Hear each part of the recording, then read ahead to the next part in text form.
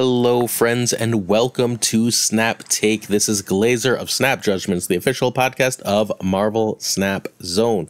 Today we're going to look at Cannonball Spotlight caches. We're going to talk about Ms. Marvel. We're going to talk about the bundle shop. We've got viewer questions, everything you need for Marvel Snap. We're going to cover it, but we're going to start with what we always do on this channel. We're going to start with a deck guide. This is Ika's Destroy deck. Ika is one of my favorite deck builders in the world, from Georgia, the country, not the state. Phenomenal player and deck builder. Always has something original and interesting to try. And here we have a freaking Mockingbird Death Null deck. So cool. Such a brilliant idea. Not only is this really good, but it's been ridiculously successful. This ran from above rank 1000 all the way to rank 300. That is really high quality Marvel Snap with really high quality plays, and Ika is dominating with this deck, so you need to try it out. You need Null, Mockingbird, and X23. You can replace Nico, though, with like a Yondu type card. Whatever it is, as long as it's a 1-drop, you're fine. But you do need Null, Mockingbird, and X23 for this deck, so hopefully you have those cards. Mockingbird is a key card to get in Marvel Snap. Yesterday, I did a last chance review if you want to check that out. So, turn 1, Squirrel Girl or X23. Turn 2, Bucky, or you do 2 of the turn 1 things. Turn 3, you generally want a Shauna, and at that point, you've basically got a free Mockingbird. So you can free Mockingbird and drop your first Destroy. At that point, you drop some more Destroy, and then you play either Death or Mockingbird, and you finish the game with Null and Death. Cool? It is extremely simple to play and extremely powerful. Basically, play a bunch of cheap 1-drops, Squirrel Girl and the Bucky's Winter Soldier and Shauna's stuff all makes Mockingbird cheap, and you kill as much of that stuff as possible in order to get your Null nice and big and your Death nice and cheap. Rogue is in the deck for one very hyper-specific reason. Agent Coulson destroys Mockingbird and Death, so you have Rogue, so you can still make your deck work. It's a little bit awkward in the curve, but it works just fine. This is a stellar deck, 100% worth trying. I strongly urge you to check it out. Let me know how it works for you in the comments. All right, our spotlight card for today is Cannonball. Cannonball releases, we're at 119, excuse me, 319. You would think I would know that. In 2 days, it is my son's birthday, and in 3 days, it's my wedding anniversary. So you would think I would know this week in particular, but whatever. Cannonball is a 5/8. That's the Legion stat line where they price things that they're really pushing. Series 5, 6,000 tokens. On reveal, move the highest power enemy card here away. If you can't, destroy it with a rock. So, despite this being a 5-drop, this is usually, not always, but because certain locations say you can't play here on turn 6, right? But outside of that, this is usually going to be a turn 6 play, despite its 5 cost. It's at least extremely interesting. I think it's going to be very powerful. Is it going to be as good as Mockingbird? No, I don't think so. I did at the start of the month. I thought this and Mockingbird were going to be the best 2 cards. Now, I think it's probably Mockingbird and Hope, but then I think this is probably going to be next in line. It is very strong, and we'll get to why as we break the card down. Some people decide to buy cards based on variants. We have 2 variants. This one by Kirkham is like an old New Mutants style variant, but that doesn't have a release date. It's a bunch of like, I believe that's Dead Miners from a very early New Mutants run, trying to grab Cannonball as he blasts away. And just in case you didn't know, he's nigh invulnerable when he's blasting. And then this Zhang Bin one should be in the shop tomorrow for anyone who gets Cannonball on day 1. I don't love it. I don't love the color scheme. It doesn't feel as Cannonball to me, but it's a rare, so I'm probably just going to grab it. So I have a Cannonball variant and I can move on with my life. I really like the Kirkham one. I know that it's really scrawny, but that's my Doug. I love some classic New Mutants. That is, unless I decide to go for the Spotlight one, because the Spotlight one is damn cool too. It is Pandart, as are all of the variants this month. I don't love trying to go for Spotlight variants this way because it can take you up to 8 Spotlight caches, and that's just excessive for me. So I'm probably not going for it, but like, it's really good, so I'm close. We also have Kitty Pryde with this Spotlight variant, and Ms. Marvel, unless you opened it last week by not updating your game, in which case you will just have this Ms. Marvel again. You're not going to get Ghost Spider, sorry. So we don't know how the game is going to read this until it actually launches. But we have this really cool Kitty Pryde and this really cool Ms. Marvel, both of whom are key cards to grab right now and reasons to get Cannonball. We are going to, again, do full reviews for both those cards before the end of the video. All right, so this is really good for move control. Sarah decks, it works with Professor X, as in Professor X is not something you can punch a lane into. So if you've got one lane filled, one Professor X lane, right, then Cannonball is going to destroy the opponent's card, highest power card. This won't be stopped by War Machine. Like, War Machine is not going to open up movable lanes. It's just going to open up for play. So, like, a lane that you can't be punched into, like Professor X, War Machine won't do that. You need to lose priority to be really, really effective with this, unless the lane is already full. Because, well, if you don't lose priority, you're gonna hit only a revealed card, and if the unrevealed card is bigger, then you're just sad, right? So, if there is a tie in the lane, let's say their opponent has two 11 power cards, then I don't know why I picked 11. Let's say 2 10 power cards, because there's a million 10 power cards, right? They have a Thanos and a Cull. It's going to choose which one it punches away at random, so that's worth knowing. And thanks to Drew Berry for that. Drew Berry is the king of Marvel Snap pre-release content and got that bit of info. This is a combo breaker against things like Wong, against things that are trying to, like, for example, do the Iron Man combo. This is absolutely going to wreck that, assuming that you can time it so that the Onslaught is in that lane and they're not putting Tribunal there. It will wreck that. It will punch away a Panther before they can Zola, so on and so forth. It's going to be, I think, really good against Destroy, which wants to put a lot of power into lanes. If you can punch that into one lane, you're going to do really well here. And I have this 3-lane theory I've been waiting to talk about. So Marvel Snap is a game where you have to win 2 out of 3 lanes to win. So your job is, each lane is its own mini game, right? Lanes can often interact with each other, or sometimes interact with each other, but there's not as many cards that interact with other lanes as you might think. The real interaction is that resources placed in one lane can't be placed in another. So far, so good? Now, what Cannonball is a 1-lane winner. So he wins you half of a game Marvel Snap, because you have to win 2 lanes to win a game Marvel Snap, right? Cannonball is very often going to win you 1 lane in Marvel Snap. He is removing power from that lane. Whether it goes elsewhere on the board or gets destroyed with a rock shouldn't ultimately especially matter. What he's doing is saying, in that 1 lane, he is winning you that lane. Because while he reads as a 5/8, he's a 5/8 plus whatever power he's removing from that lane. So he's potentially a 5/8 billion, right? If there's one of those stupid big Black Panthers there, right? So he's a 5 whatever. Good. If you can figure out a consistent way to win another lane and throw priority, and there's multiple ways to do that we're going to talk about in this video when we get to our decks, then he's an absolutely top tier card. Is that going to be consistent? No. There's going to be metas where he's completely bonkers and metas where he does next to nothing. We're going to have to wait and see. But I think he's very interesting, and I think he's going to eventually be really good. That's your TLDR.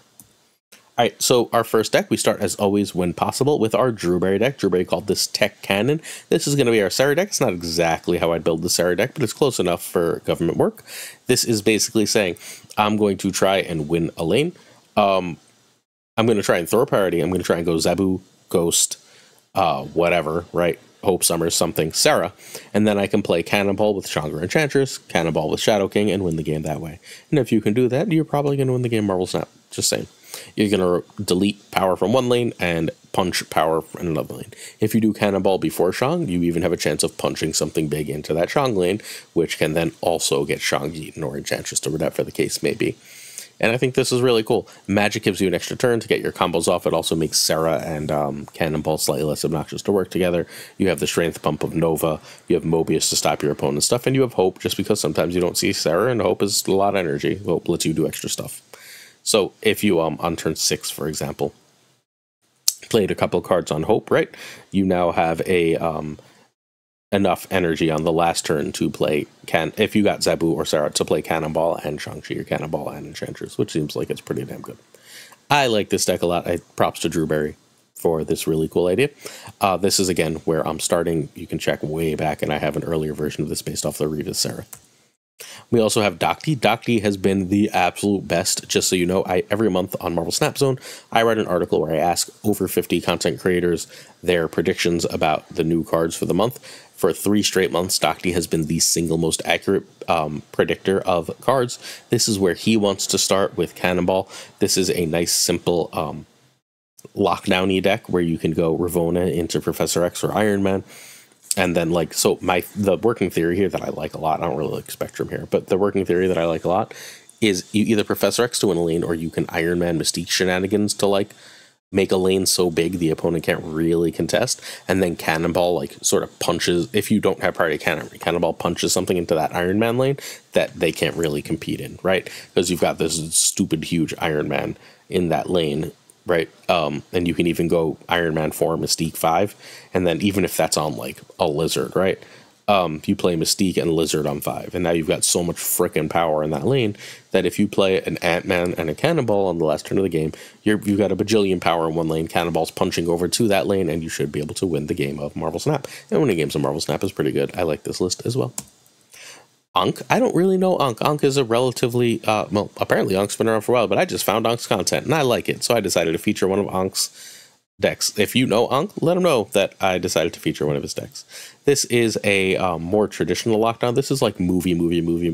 It's saying I'm going to move everything. I'm either going to punch your cards into Kraven and get my Kraven huge, or I'm going to punch your cards into Kingpin, and then you're going to have no power.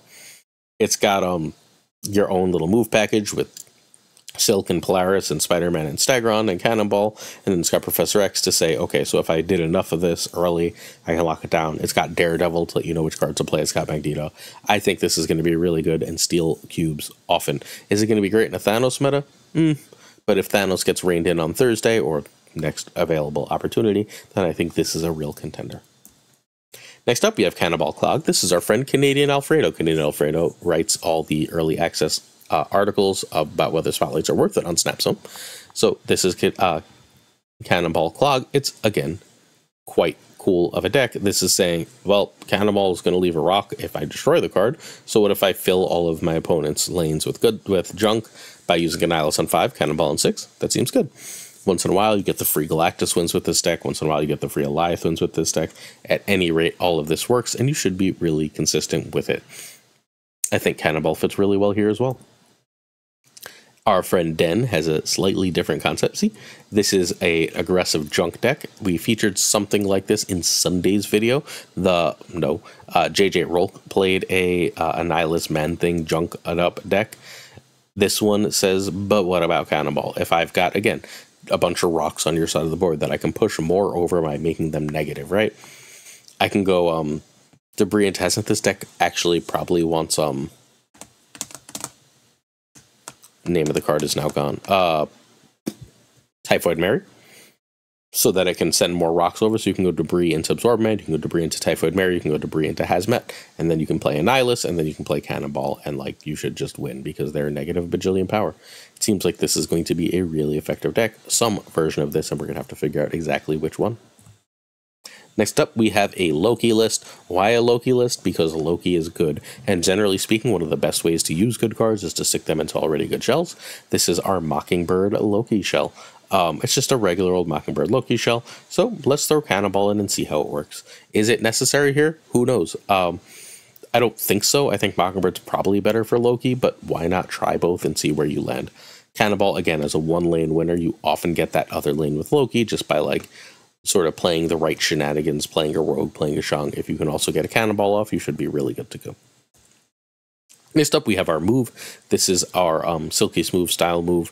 This one is based off the Desmond version, Desmond Korea, over on YouTube if you want to check out some great content from Desmond, one of the most influential players that you don't know. Don't make me do the Devil Wears Prada comparison again. If you don't know what that is, you can ask it. I'll do it in a video soon. But the Devil Wears Prada comparison, Desmond is a player who you might not know, but who has influenced your decisions in Marvel Snap. Desmond made this version that only runs 1 6-drop of the Elsa Hope deck, and it's been the best performing since day one. There were all these greedy ones, all these more popular ones, but this is the one that wins the most. So I cut, honestly, a cheaper card and decided to throw Cannonball in there because with Hope Summers, I can likely afford the extra Cannonball and like kitty thing to do, right? And so if I can make Cannonball a 10 sometimes, that's even better for Elsa. I just feel like this has a lot of ways to win, and your opponent doesn't have as many ways to interact and figure out where your power is going. So your Cannonball should, like, if you pick the wrong lane for something, your Cannonball should just win. We have an X-Men bounce. This is Den's deck. Cannonball counts as an X-Men, So while this event is active, Kitty, Pryde, Iceman, Beast, Cable, Bishop, Hope, and Cannonball are all whatchamacallits. They're all X-Men, so they will all be +1 power. And if you're putting that many +1's power, plus Elsa's +2 power, well, you're likely to win the game Marvel Snap. I'm going to play this a lot. Den made this actually with Valkyrie in that Cannonball spot, but since this is an X-Men deck, I decided to go Cannonball because, I mean, Cannonball seems like it does the same basic thing, except I don't have to worry about trying to fill that location, right? So here's my try at it. I like it. I'm going to play this. This is like, I love Bounce, so this is likely the first thing I'm going to mess with. This is Peralta MG, I believe, Spanish player. Please excuse me if I'm incorrect, but my best friend growing up's last name was Peralta, and he was Dominican, so I'm going with this Spanish language speaking player. So this is just a straight up zoo list, and Cannonball says if I've got this one lane, right, I need to fill a Mojo lane to win. Cool. And I've got Mojo and I don't know, Ant-Man, and that's 5 + 8. That's 13 power right there. Plus I played Blue Marvel in that lane, so if we're adding 13, 14, 15 plus 3, 18, and then we've got, I don't know, Dazzler, right? And Dazzler is now 4. So we're at like a 20+ power lane, and then I'm like, oh, well, they're not going to compete with me there, so I drop Cannonball. And because I have so many other things like Squirrel Girl and Shauna, I can go Mockingbird and Cannonball to end the game and go, chef's kiss, I win. Yeah, seems good, right? I think that seems good. I, again, plan to try this list, although I'm very likely to cut Medusa. I don't actually like Medusa in it. But outside of Medusa, Medusa will likely become another 1-drop. I think this is really good. Our friend JD McDonaldino, who you'll hear again his name in the Patreon section, hey JD, built this version of Stats Thanos. He had Dr. Octopus in it when I featured it, then he ended up cutting Dr. Octopus for Magneto, and I was like, I really want to cover this, but like, the real innovation here is just Gladiator, otherwise it's the same damn Thanos deck everyone's playing. So I decided to wait and cut that Magneto, because Magneto's boring, and throw in a Cannonball. Again, in a Thanos deck, I can have a lane that has like fucking Blob and Gladiator, right? Or some silliness that's not beatable, thanks to Hope. And then I just Cannonball. And then my other lane is 1. And I think that probably makes it worth it. I think this is going to be really strong. Also, because of Hope, if I go Blob or whatever on Hope on turn 5, then I've got 7 energy on turn 6, and that's enough for like a Cannonball and a Jeff, or a Cannonball and 2 stones, which seems really nice. All right. This is the one I'm least sold on, but I swear there's something here. This is a lockdown deck. It's got Jean, Supergiant, and Professor X as our lockdown keys. Jean means that they have to fill a lane, which means if I can Professor X another lane, then my Cannonball's basically guaranteed to kill. That's the whole gist of this, and if it's not Cannonball, then Goliath is guaranteed to kill, which works the same way. If I've won the Professor X lane, I don't need to care if I lose the Jean lane, because the game is now over because of Cannonball or Goliath. Get it? If I can get Professor X off to win a lane, I can lose the Jean lane. If I win the Jean lane, that's great. Then that's fine. Supergiant is not amazing here, but it's good, right? It says you can't like play your move crap on Jean, and if I've got my move crap down early or my Nebula early, whatever, then I'm likely to win. It seems cool. I like it. All right. Oh, I've got one more. Mockingbird Cannonball. I decided I've got the Patriot deck that always has 1 swing spot. That swing spot's off in Blue Marvel.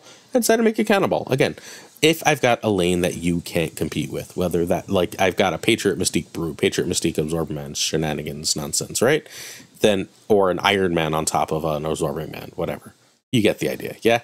Then I drop a Cannonball and I can punch you into that lane. I'm going to win. That's my entire theory here. I feel like that's very likely to work. So I want to make 1 unbeatable lane, and then I want a Cannonball to win another lane. That's how I'm playing this card. I think it's going to work way, way, way better than people assume. All right, so I think Cannonball looks good, but I'm apparently only 1. 5-8 is traditionally their push stat line. That's the when they want us to play a card. So that's like a sign from Second Dinner that this is good. 5-9 is like through the roof nutty. 5-8 is usually very good. He should usually win a lane. Can you safely go huge in another to never lose a game? And I think so, but we don't know. We're going to check back Friday and then Monday. with reviews again of this card as we have more info, but we are also going to review the other spotlight caches before we do any recommendations. But first, we're going to do some questions of the day, and then we're going to review a bundle. Hey, while we're here, if you made it this far in the video, hit that sub button, stick around. We do a giant video every day. So, Two Ties wants to know what good fundamentals of Snap are. All right, so good fundamentals of Snap are recognizing what lanes you want to compete in. Thing one, recognize what lanes you want to compete in. Don't put resources in lanes that you think you're likely to lose unless you're pretty sure you can go over the top, which means you need to know opponents' decks. If I'm competing for a lane and Destroy is competing for a lane, they're likely to win that lane unless I have a tech card or something extra to do that's going to win me that lane. So I might want to reposition, take my loss, sunk cost, right, and move my cards elsewhere. So far, so good, right? I need to know what locations are good for me, what locations are bad for me. I need to know if my deck can get into unreachable locations, and I want to play blind more often if my deck cannot get into unreachable locations. I want to recognize what I'm trying to do in the early game and what I need to do in the... what I'm trying to do in the late game, what I need to do in the early game to set that up. If I know I need an empty lane, I want to try and make sure to play a little extra in one lane early, but I also have to be mindful to keep an eye out for the opponent clog. It's keeping in mind all the different possibilities of the game that both you and your opponent could do and what's required for you to win the game. In order to win the game, I need to do this and I need my opponent to do this. How do I most make that happen? 1977 Bass says I can buff and nerf one card each. What are they? I don't know why I didn't put a question mark there, but hey, what are you going to do? All right, so I think the game is over Alioth. I'm ready for Alioth to go. I've never been a Alioth hater, as longtime viewers will know, but I think that the tension that Alioth and Shang provide is sort of outlived its usefulness. I think I'd rather it be a game that's more about throwing priority, ultimately. I think Alioth should be a 6-0. That's my nerf. If you're winning the lane, Alioth can lock down the lane, but he offers you nothing extra to get you there. That is my Alioth nerf. As for a buff, there's nothing like I'm dying to see buffed. Captain America is like the really, really obvious answer, but I think I'm going to go with Sarah, who I think can be a 5-6. I think putting Sarah to a 5-6 or reverting Angela, Kitty, or Bishop would go a long way to giving the game more options. Cow Cambria asks what I thought of Avengers vs. X-Men in the comics, and straight up, I hated it. It required everyone to act completely out of character and like morons.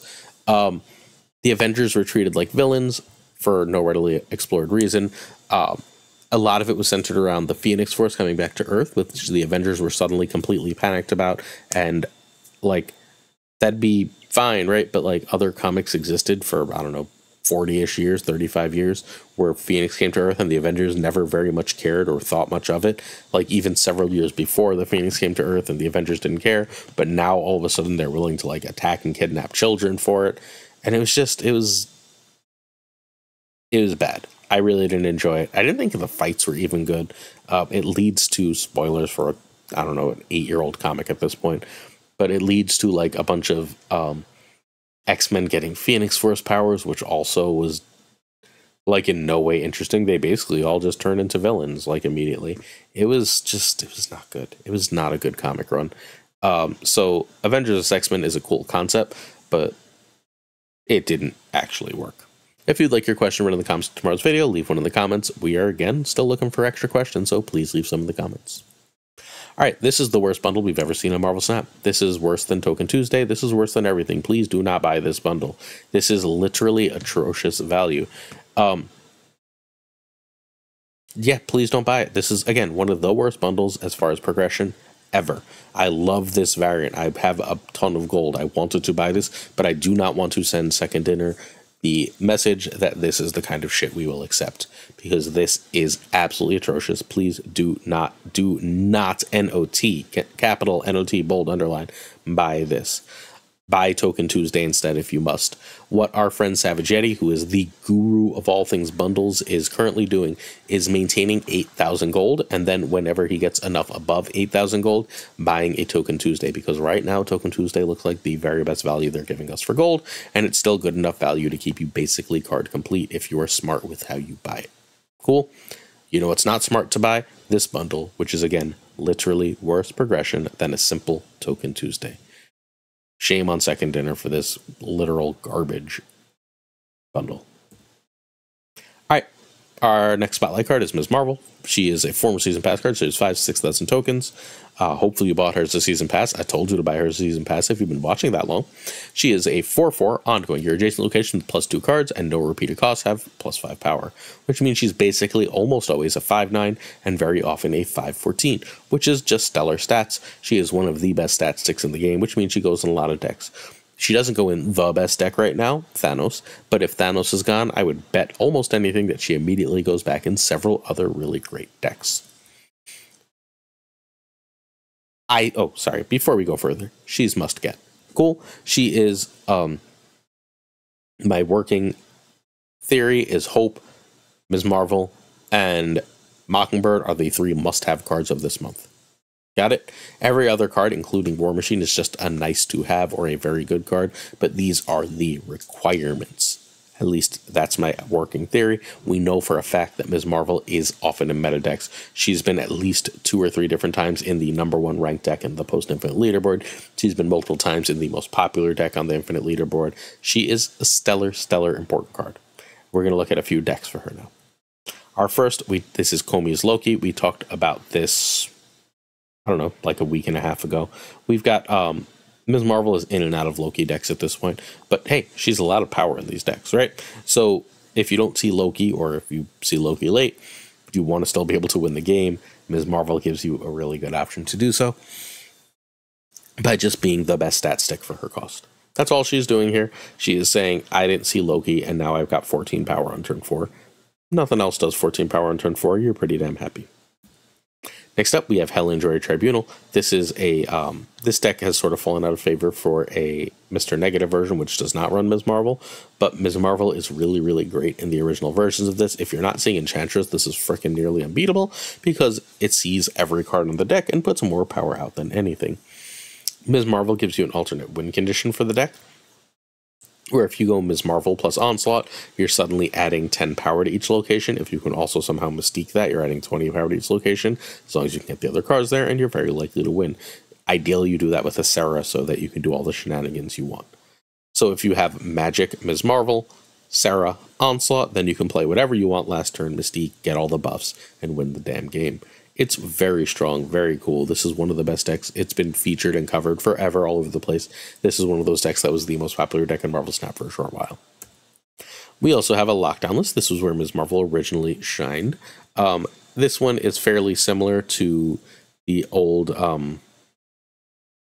W Guardians list. I miss W, man. I haven't talked to W in a while. I need to reach out. But this is similar to the old W Guardians list.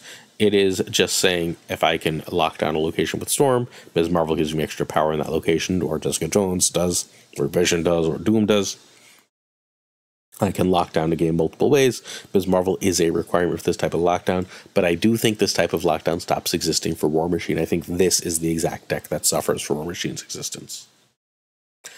Our next card is Kitty Pryde. Kitty was the best card in Marvel Snap from basically her re-release until they nerfed her into the ground, and now she's just a very good card. She is still a card you really want. She's Series 4, 3,000 tokens. If you were playing when she released, she was first released and then buggy as hell. And they basically removed her from the game for like 2 months, and then when they put her back in the game, they just gave her to everybody. So she is now, you have to pay for her if you weren't playing at that point. She's Series 4, 3,000 tokens, 1/1. When this returns to your hand, +1 power returns at the start of each turn. Her power is good. She's very often like, you're getting 6-7 power out of her, which is nice. But, and this is the huge but, what her real power is what else she does for decks. And in particular, she is amazing for Hope Summers. She's not in current Hope Summers Thanos list because Thanos is stupid and broken. But in basically every other Hope Summers list, you will find a Kitty Pryde. For example, this is Desmond's version, who I mentioned earlier. This is Desmond's version of the Silky Smooth deck. It runs, you see, Hope Summers. Get it? Sorry, it runs Hope and Kitty. And that is just an engine of energy that lets you do whatever the hell you want the game. We also have Safety's Birdie Wordy. Tomorrow I have a better version of this. Hold out for it. But this is Safety's Birdie Wordy. It's an X-Men deck. Kitty and Hope are X-Men, so they often get +1 power. This is, again, absolutely stellar and phenomenal. And your entire win package around not seeing Loki is centered on seeing Kitty Pryde and using that energy to play the enough of the opponent's cards or enough Sentinels or whatever else to get out the Mockingbird. Geo, my current pick for the best player in Marvel Snap, Italian player who was on the Nationals winning team and the Johnson Cup winning team and number 3 on Snap Worlds, has Kitty back in Bounce. Kitty used to be the bounce card. It was the staple card in Bounce. And then Kitty stopped being the staple card in Bounce because they nerfed her into the ground. But more, they nerfed all the cards she worked with. They nerfed Angela. They nerfed Elsa. They nerfed Bishop. They put Elsa back enough that since Bishop's still in the deck, Kitty goes back in the deck. And guess what? Still completely nuts. Phenomenal card in Bounce. One of the cards that you're always happy to see early. The Beast change really hurts Kitty, and I think she could probably get an extra power because of it, but Kitty is a meta card with Elsa, with Hope Summers right now. So let's talk overall thoughts. I think Cannonball would be great, but the consensus disagrees, so in this case, I like to assume I'm wrong. I'm not always. I was right about Legion when the world was wrong about Legion. I was wrong about Nico when the world was right about Nico. These things happen, right? Ms. Marvel, however, is a must-own card, so if you need Ms. Marvel and you have the Spotlight caches, I strongly urge you to open for them. Kitty seems likely to always be very good and is required for non-Thanos Hope Summers. If you need Kitty or Ms. Marvel, you also obviously need Cannonball because he's just releasing. I think it's worth opening this week. If you only need Cannonball, I think you need to wait until Friday. That is where I land. Certain tiers of support on our Patreon come with on-air things. These are our highest tier Patreons. We've got Abigail Giesla, Mandatory Burnout, Cables, David G. Wingfield, Direwolf, LAB, Fothler Newman, Good Dog Gamer, Inc., Jane Everett, J. Duke Donnelly, Noah Killa Platino, Kiritix Lee, Coy Ray, Casey H., Philip Rakovich, lost my spot, Haplo, Kenny Loggins, Rob Silverman, Robert Rivern, The Bizza, J. Bussy, Extras V, Skippy G, Tommy Nyquist, Black Zalia, The Great Kazoo, Jessica Gamble, Models, Louis Antunes, Matt Conduit, Matt H, Mikey Hijinks, No Flex, Ocularis, Pretty Chill, Seamus, Spike Jones, Two Ties, The Pirate King Tucker, The Homie Min, and of course, Gunny T. Thank you so much for your support. And if you watched for this long, hopefully you support us too with that sub button, that like, that comment, help us grow. We're trying to get to 10K. I believe that Cannonball is going to be great. Please be patient with the card if that's all you need. If you need Ms. Marvel or Kitty Pryde, however, those cards are so good that you are free to open with confidence. If you're interested in further supporting, check out patreon.com/snapjudgments for more. We'll see you tomorrow for another Snap Take, and I don't have to scream because there's no kitty here to bite me. So see you tomorrow. Peace.